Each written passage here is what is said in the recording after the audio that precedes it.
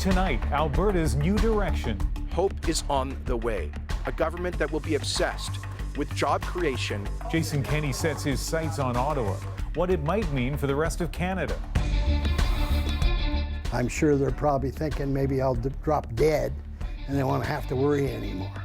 The long, tough road for Canadians who try to sue their doctors. Why fewer and fewer people are winning those fights. Municipalities are by and large being shut out. And cities ask, where's the money from legalized pot? Turns out, if they can't get it from the province, they might get it from you. This is The National.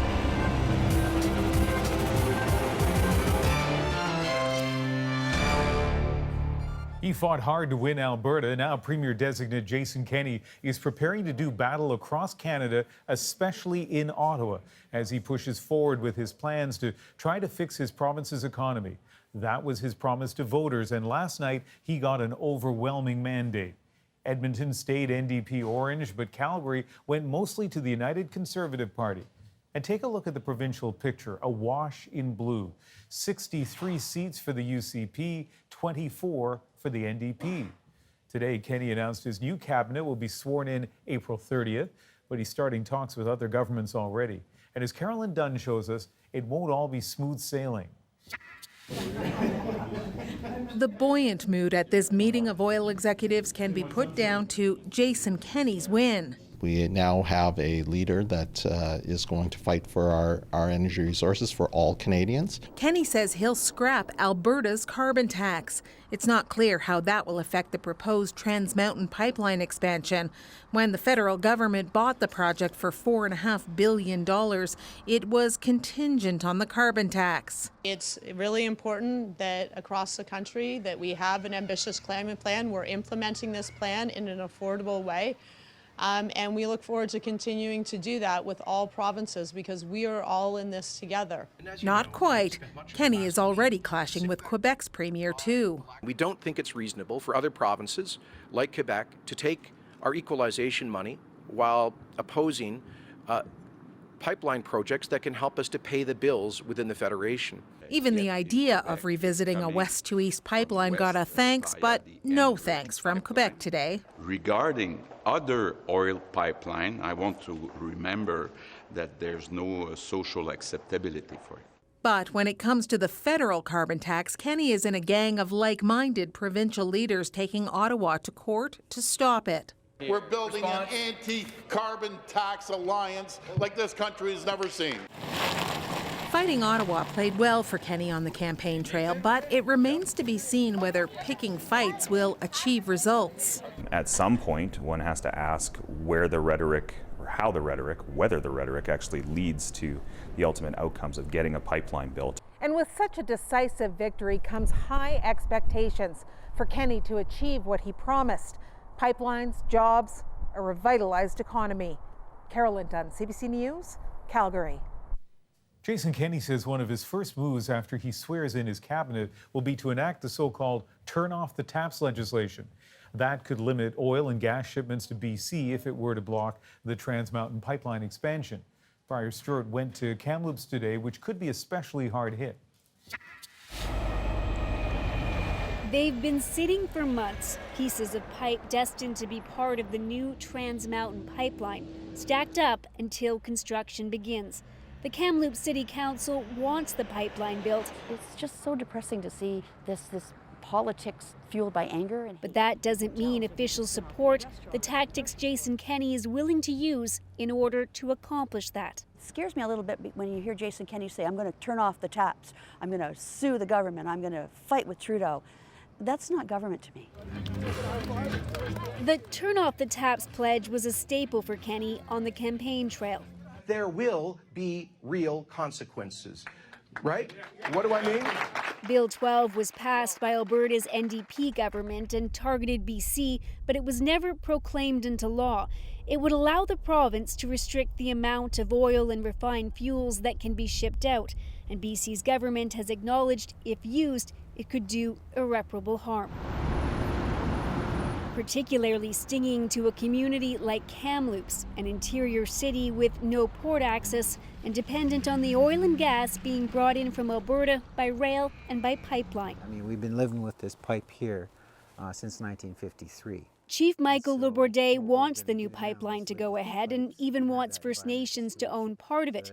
Turning off the taps, he says, would be unproductive. It'd be instant pain overnight because it's pure, you know, even though it's an oligopoly, it's supply and demand. And if there is no supply, the price goes up. The price of fuel will certainly rise in British Columbia. It would not only be painful for consumers in this province, but this business professor says it would hurt Alberta too. It's essentially shooting yourself in the foot with such a policy because it hurts Albertan oil producers. And why would an Albertan government want to do that? And Breyer joins us from Kamloops this evening. If this legislation is used, how would that play out on a practical level? Well, Ian, the one thing that would happen right away is that the BC government would launch a court challenge. The Attorney General has said he's prepared for that. They've done the work. And legal experts we've spoken with said that BC would very likely be granted an injunction. But let's say for a moment that that didn't happen and Alberta was able to turn off the taps to some degree.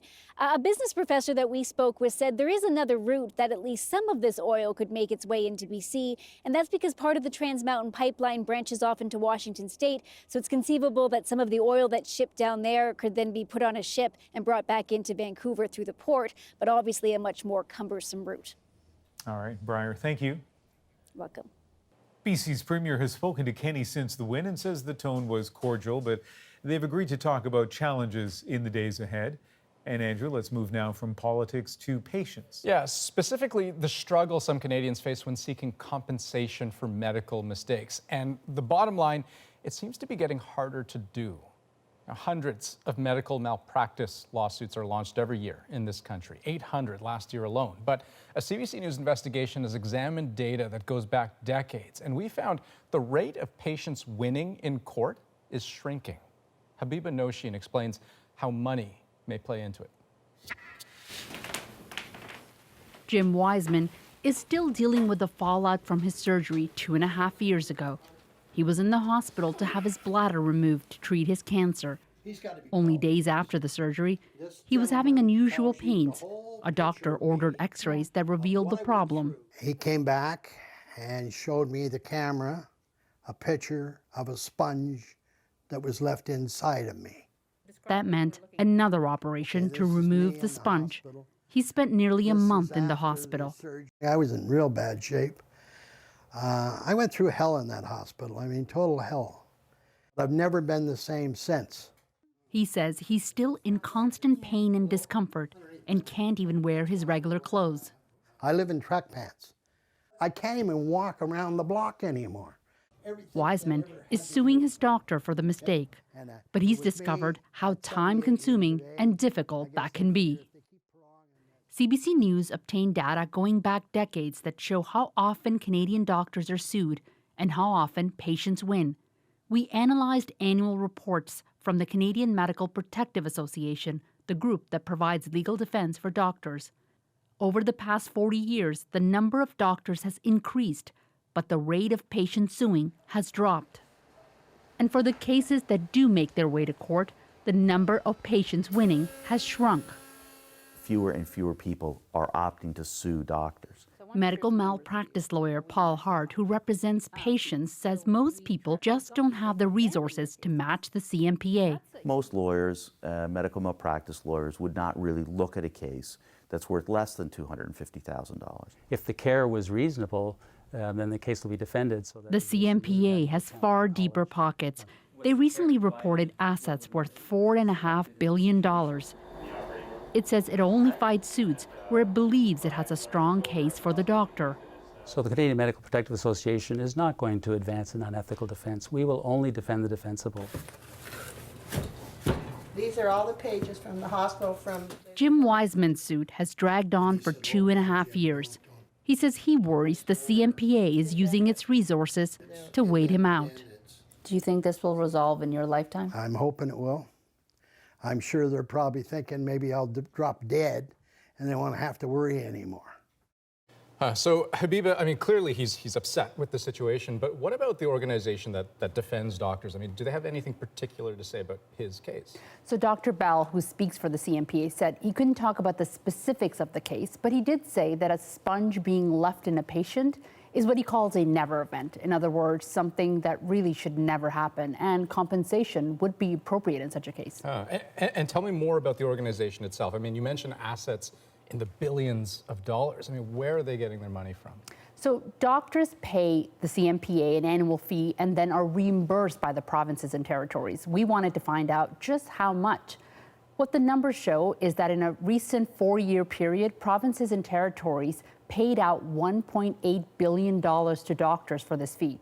Patients we talked to tell us that they really feel that their tax dollars are being used to help fund the defense of the doctors when they try to sue them. Okay, Habiba, thanks very much. Thank you, Andrew.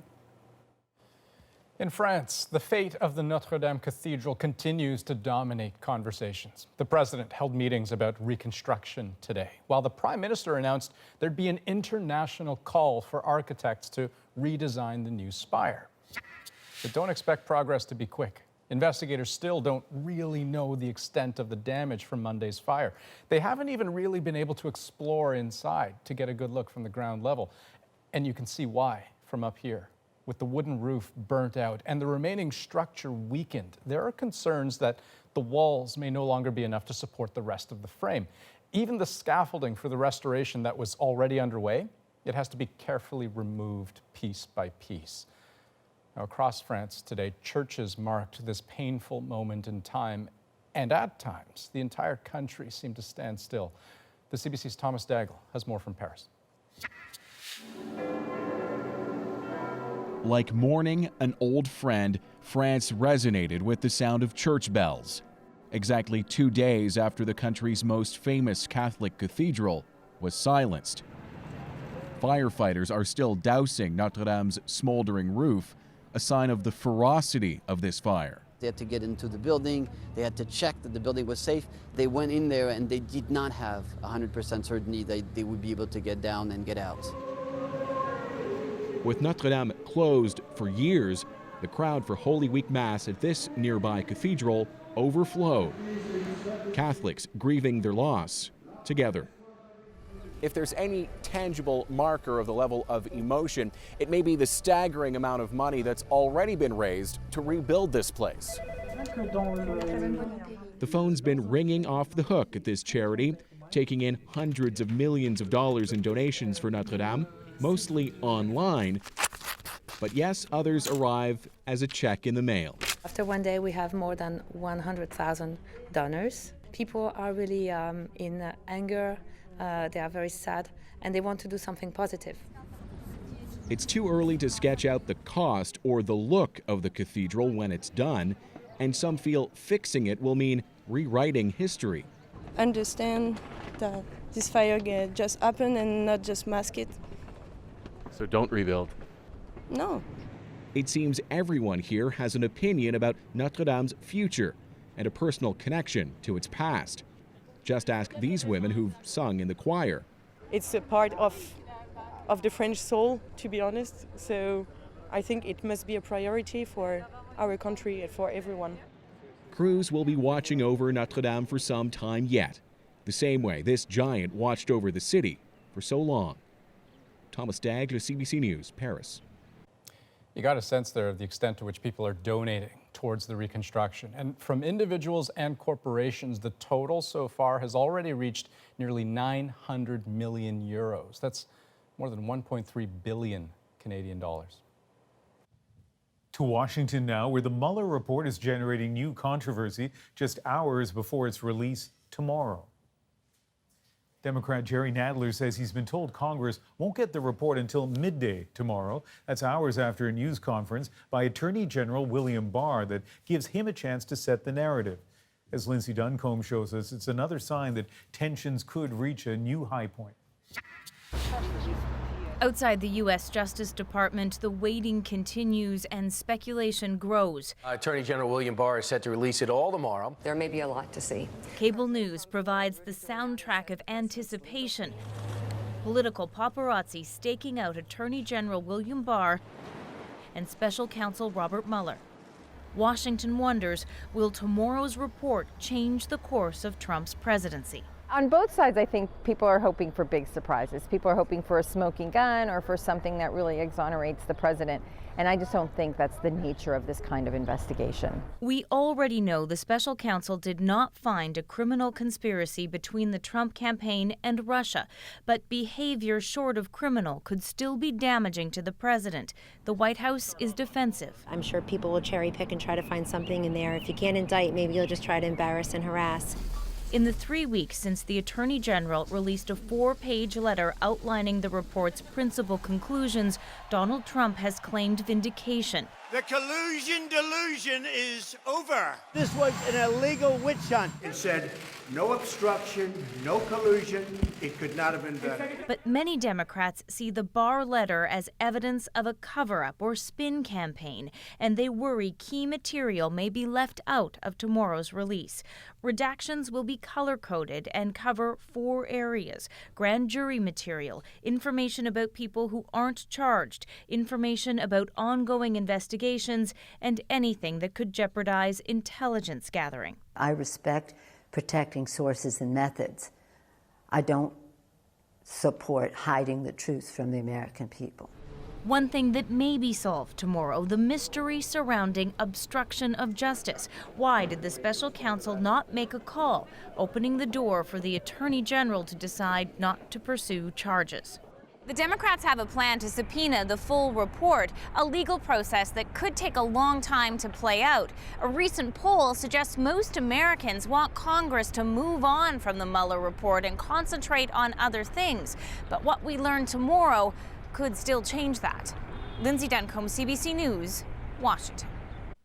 And when the Mueller report is finally public, you'll be able to read it online, but publishers are still betting they can make a buck with a book. Skyhorse Publishing plans to turn it around in 7 days and just hike the first printing to 200,000 units. Scribner aims to publish an ebook on Friday, including analysis by the Washington Post, with a print run of 400,000 books to follow in a week. When the 9/11 Commission released its report in 2004, publishers sold nearly 1.2 million copies in book form, and those buyers could have read it online for free. Here are some of the other stories we're following tonight on The National. Fears of more flooding that could be in store for a town in Quebec, which is already dealing with its worst flood since the 70s. Crews spent the day cleaning up in Beauceville, about 90 kilometers south of Quebec City. Yesterday, an ice jam gave way, sending water and ice into hundreds of homes. Waters did start to recede today, but heavy rain is forecast starting tomorrow. After weeks of community pressure, Nova Scotia is suspending random street checks by police. A recent report found black people in Halifax were 6 times more likely than white people to be stopped on the street. We need to address the fear and mistrust that street checks have caused for many African Nova Scotians. We recognize the seriousness of the problem. We believe we're taking appropriate steps to address those. Today's announcement stopped short of banning the practice, though. The moratorium will stay in place until new regulations for street checks are created. We are used to threats, frankly, at Columbine. This one felt different. It was different. There was a lot of concern in Colorado today, just days away from the 20th anniversary of the Columbine shooting. Hundreds of schools were closed and authorities were on the hunt for an 18-year-old woman. Sol Pais was said to have had an infatuation with the massacre. She bought a shotgun and was traveling to Colorado from Florida. She was considered armed and extremely dangerous. Late today, the 18-year-old was found dead in the mountains near Denver. She apparently shot herself. And still ahead on The National, recreational cannabis has been legal for 6 months now, but cities are still wondering, where's the money we were promised? And later, in our dispatch from Ukraine, what's at stake for Crimea in this election? But first, why fruits and vegetables just keep getting pricier. Produce prices are becoming more and more volatile due to climate change, due to energy costs that are fluctuating so much. So this is the new normal for all of us.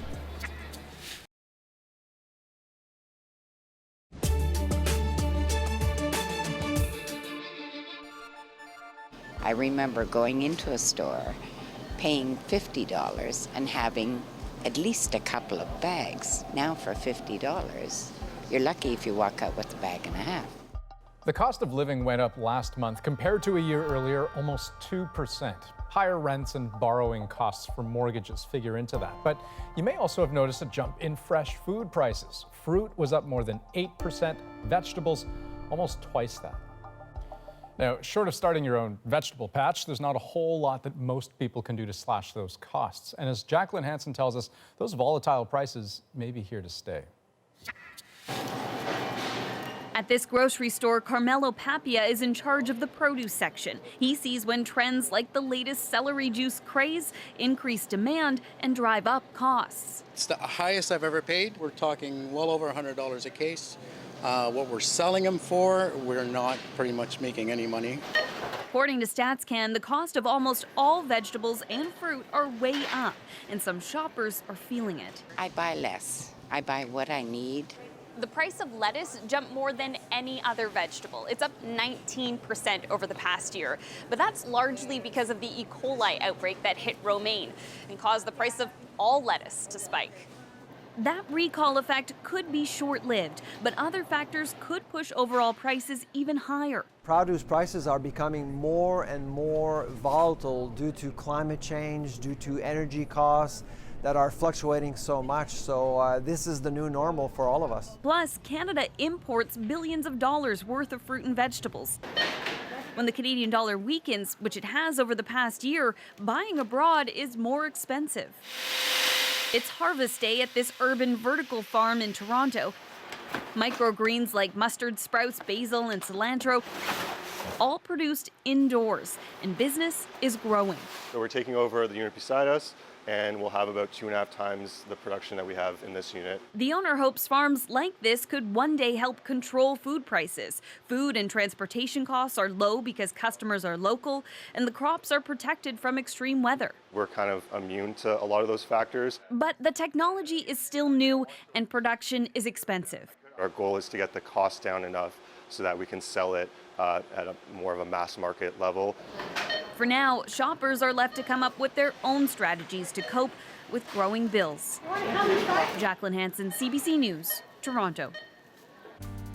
Still ahead on The National, our dispatch, what the Ukrainian election might mean for Crimea.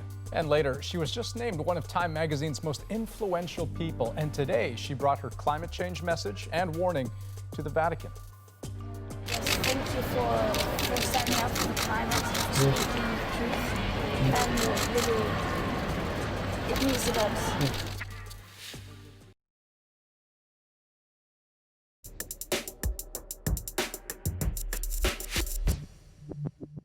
There is no audio on the security video, but as a Ukrainian military spy reaches his parked car, the explosion speaks for itself. The spy survived, and his close call was made public today after authorities arrested and questioned what they called a Russian hit squad. Standing up to Russia is a dominant issue as Ukrainians elect their president. The second round of voting is Sunday. Challenger Volodymyr Zelensky, a popular comedian, won the first round. This serviceman says his president must be, above all, a commander-in-chief. It's been 5 years since Russia seized Crimea from Ukraine, and the wounds are still fresh. Chris Brown met a Crimean family now living in exile. Tonight's dispatch from Ukraine shows us what they lost. The future of Crimea looms over Ukraine's presidential election.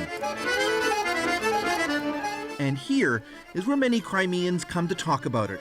It's a Crimean restaurant serving up traditional food and music of the Tatar people who trace their origins to Crimea.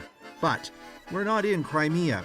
This restaurant relocated to Ukraine's capital, Kiev, 5 years ago after Russia took over the peninsula. The Mokreniaks haven't seen their home since.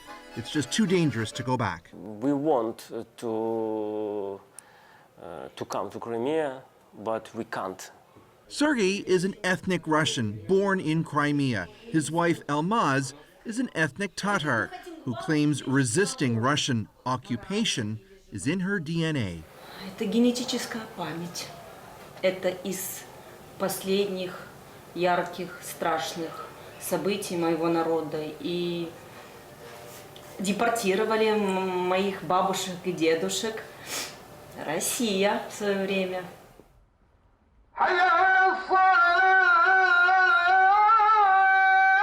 Crimean Tatars trace their origins back thousands of years to Central Asia. Most are Muslim, and the community has a fierce independence streak. Stalin accused them of fighting Soviet rule, and he deported hundreds of thousands after the Second World War. They were only allowed to return after the collapse of the Soviet Union.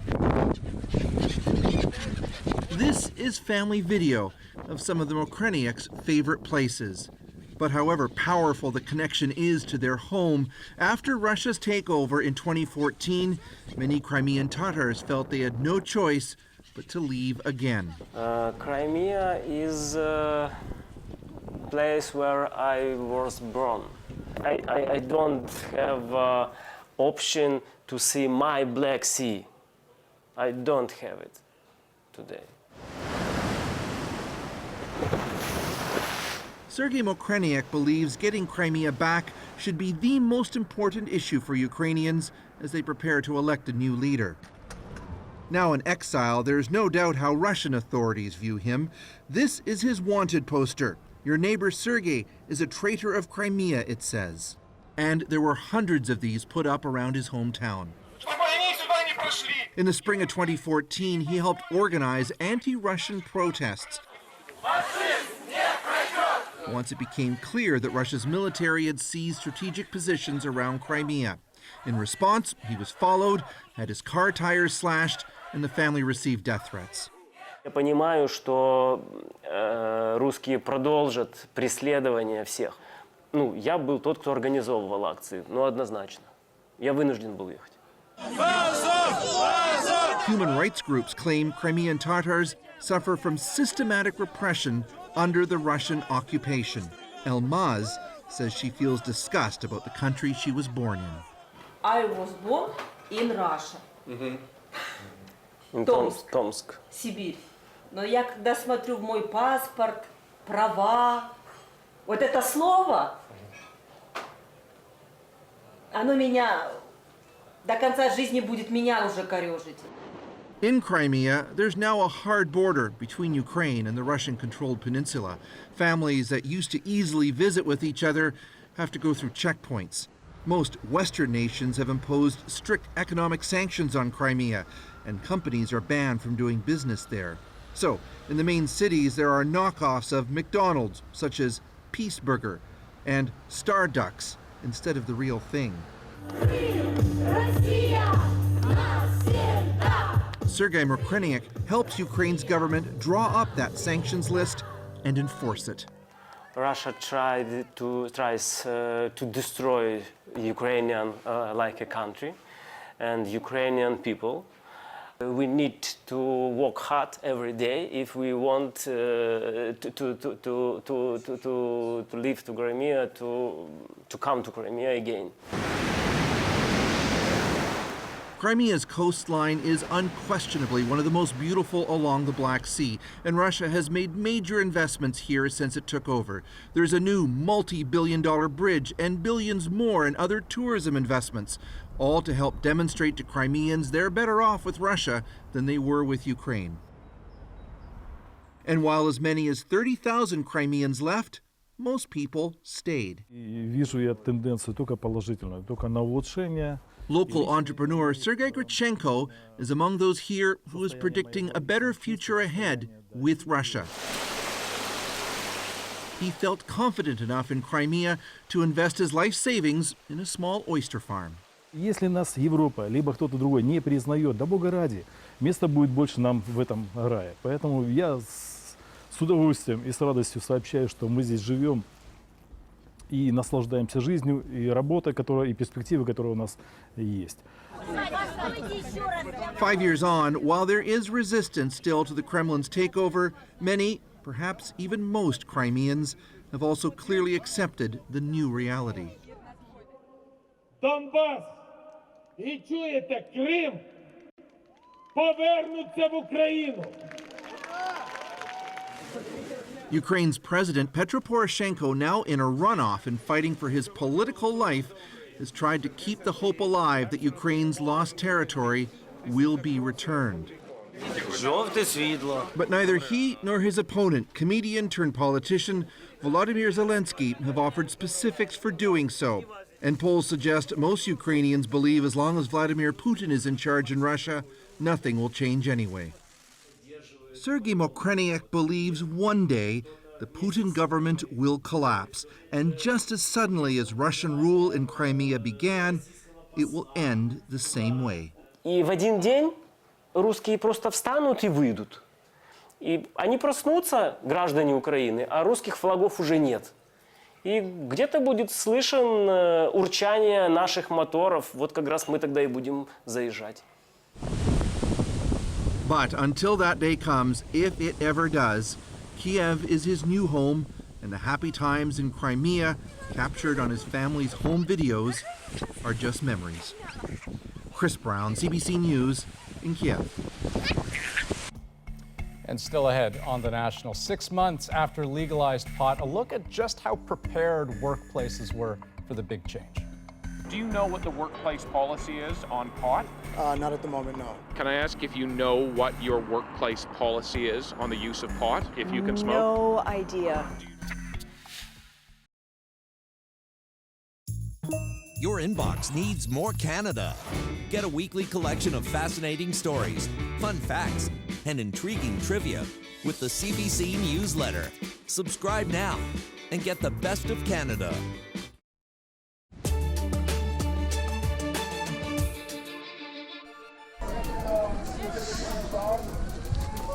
A bus crash on Portugal's Madeira Island has killed at least 29 people.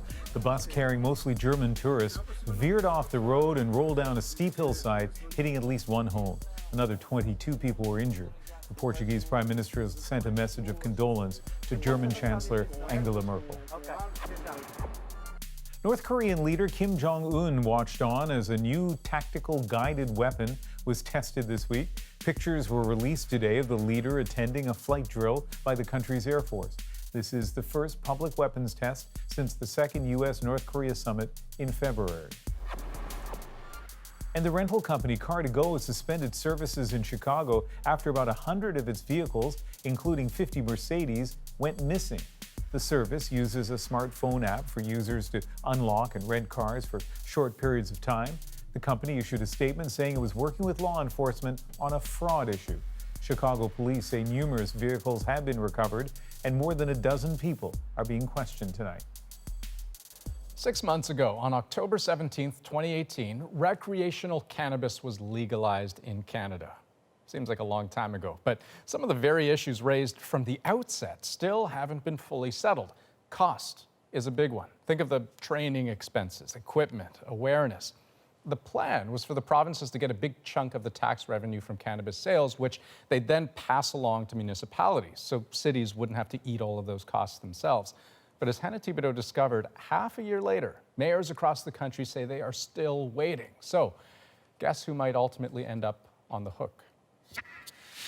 On the streets of Winnipeg, social workers say the legalization of recreational pot is taking much-needed resources away from the ongoing meth crisis. The police are stretched for sure because they're dealing with the meth, but they're also needing to deal with the government's direction on making sure that the illegal sale of cannabis is shut down. But many cities like Winnipeg aren't getting the cash promised by the federal and provincial governments and are forced to pay for things like extra police, training, and bylaw enforcement with their own money.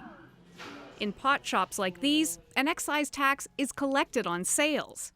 The federal government keeps 25%, giving 75% to the provinces, with the expectation that the provinces hand over 25% to the municipalities.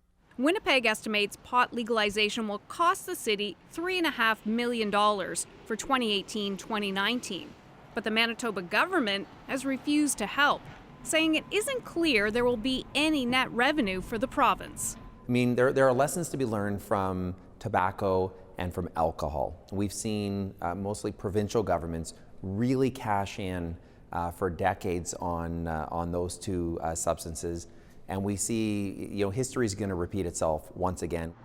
Further west, Calgary has the highest concentration of pot shops in the country, with 24. The city says it'll cost more than $10 million over 2 years, but the province will only pony up $3.8 million. They claim, well, we don't know what the costs are, so we can't give up any of the excise tax to the cities because we don't know what our costs are. Well, here's the thing. I know what my costs are. They're really high. The Federation of Canadian Municipalities has raised the funding issue with the federal finance minister. It's up to the provinces at this point to step up to what they committed to during those negotiations. Municipalities say without more money, legalization of pot will have side effects, including increased property taxes. Hannah Thibodeau, CBC News, Ottawa. Now, another aspect of legalization is how to deal with cannabis on the job. Our David Common looked into that challenge back in the fall, but considering how it's still a tricky issue for government and employers, it's worth a second look. Who knew legal pot would lead to more confused people? And that confusion, well, it reigns high at work. Do you know what the workplace policy is on pot? Not at the moment, no. Can I ask if you know what your workplace policy is on the use of pot, if you can smoke? No idea. Do you know if your work has a policy? I think they do. But you just don't know what it is? No. Even the police are inconsistent. The Toronto force says officers can't use for 28 days before duty. Calgary's service says they can't at all, ever. While the OPP in Ontario say 24 hours from getting high to going on calls, it's just fine. Are they allowed to smoke a joint before they come into work? What do you think the answer to that would be? Absolutely not. This session is full of HR managers from grocery and retail chains trying to figure out just what their policy should be and how to enforce it. Your supervisors, do they have any idea what they're looking for? Randy Dignard is the instructor. So play this out for me. I'm the employee, you're the employer, and you suspect I'm high. Maybe I'm in a safety-sensitive job. You're concerned about me. What do you do? First thing is I have to investigate, and I'm looking at these key factors. I'm looking at the way you're dressed. I'm looking at the way your speech is. Yeah. I'm looking at your eyes, right? And if I'm sitting there going, you know what, I think you're impaired, then you see that the police doing the one-legged walk, the thing there. I might go to that route there, right? And can you, as an employer, actually ask an employee to do that without any legal problem? Yes. No? I have a right as an employer to determine whether you're safe to work. That's also true at safety-sensitive jobs. Those who drive to sales calls or work with machinery. Yeah, don't start your day with a joint. It comes down to common sense for these scaffolding workers, but recognizing impairment of any kind is a bit more complex for their bosses. How do you approach employees about whether or not they are a recreational cannabis user? You can't just come out and ask, do you use cannabis? It doesn't work that way. Charles Maynard runs Armor Equipment. A year before legalization, he started asking how to train his workers, but there wasn't much info available then. Employees do not have the right to use, possess, sell, or be impaired by it in the workplace. Now, all of them are starting a new online course to make it clear what is acceptable and what's not. I can honestly say that most companies are taking one or two stances. It is either zero tolerance, which works as far as making sure nobody's impaired. However, it has some human rights issues attached to that. And the second stance is we'll wait and see what happens and kind of follow the leaders. That can end you in hot water really quick as well. Take the airlines. Both WestJet and Air Canada have told their pilots no cannabis use 28 days before flying. But how would they know? Cannabis can stay in your system that long, though only in some people, and no test can determine when you last consumed. Banning use, well, that's, legally speaking, likely to be challenged in court. This is basically, I call it my office. Yeah. You have to take a firm stand at times.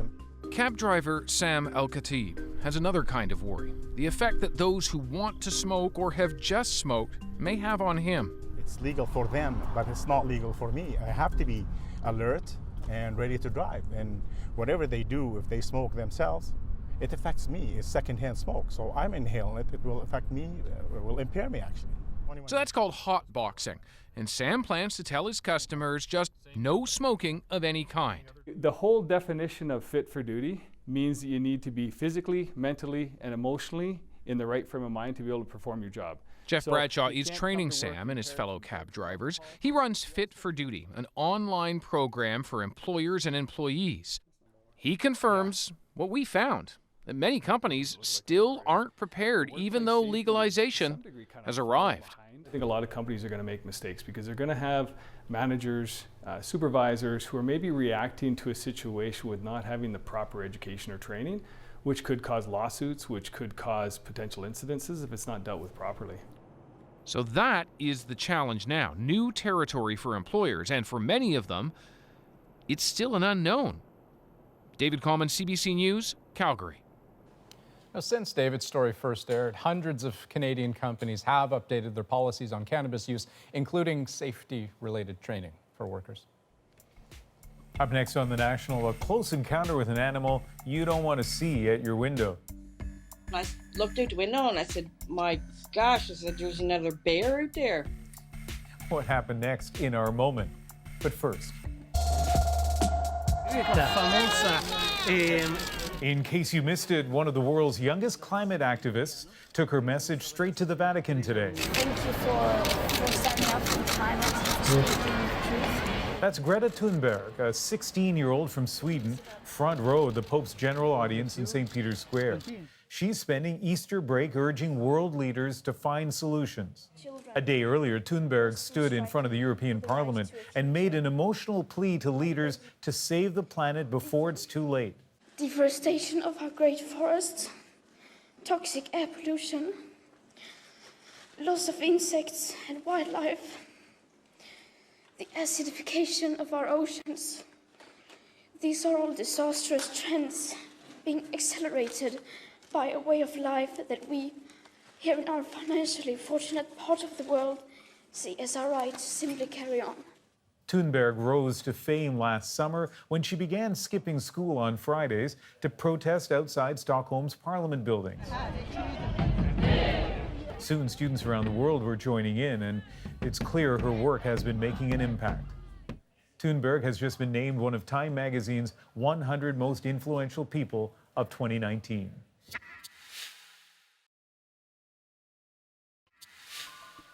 People in Black Tickle Labrador are used to seeing polar bears, but this year the experience for one couple at their remote cabin was a little too close for comfort. It all happened as Carrie Dyson and her husband were sitting down to breakfast. There were two polar bears outside. He managed to scare them off by revving up his snowmobile. Then another appeared. They frightened that one away too. But then a fourth bear, and it was aggressively curious. What the couple did then is our moment.